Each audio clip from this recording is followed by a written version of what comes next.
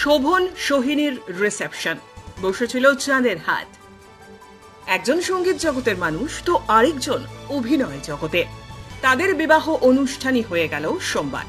বুধবার সাড়ম্বরের সঙ্গে সম্পন্ন হলো রিসেপশন, আর সেই রিসেপশন পার্টি পরিণত হলো চাঁদের হাটে।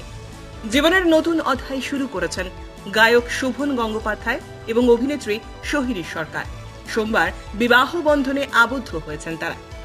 শোভন সোহিনীর বিশেষ মুহূর্তের সাক্ষী ছিলেন তাদের পরিবার পরিজন এবং কাছের মানুষেরা। আর ছিল শোভনের বোন দীপশিতা ধর। বুধবার তারকা দম্পতির রিসেপশন। সন্ধ্যার আসরের জন্য হালকা গোলাপি রঙের বেনারসিতে সেজে উঠেছিলেন নববধূ। তার সঙ্গে কানে গলায় হাতে মানানসই সোনার গহনা, স্মৃতি ভর্তি সিঁদুর, কপালে লাল টিপ যেন সেই সাজকে পরিপূর্ণ করে তুলেছে। শোভনও পিছিয়ে নেই। ধবধবে সাদা পাঞ্জাবির সঙ্গে বর্ণিল জৌহর কোটে নজর কেড়েছেন গায়ক। বরের সঙ্গে ছবি পোস্ট করে সোহিনী লিখেছেন, আগলে রাখবো, যত্নে থাকবো, নতুন জীবনের নতুন উন্মাদনা। মজার বিষয় হলো, এখানে চাঁদের হাট বসলেও সকলের দৃষ্টি ছিল দীপশিতার ওপর। আপাতত শুভেচ্ছা বার্তার বন্যায় ভাসছেন নবদম্পতি।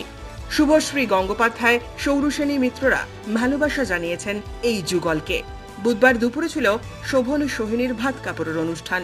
নতুন বউকে বাড়িতে স্বাগত জানিয়েছেন শোভনের তুতো বোন তথা সিপিএম নেত্রী দীপশিতা ধর। শোভন সোহিনীর একটি ছবি পোস্ট করে নববধূর উদ্দেশ্যে দীপশিতা লিখেছেন, বাড়িতে তোমাকে স্বাগত। ব্যুরো রিপোর্ট, উত্তরের প্রহরী।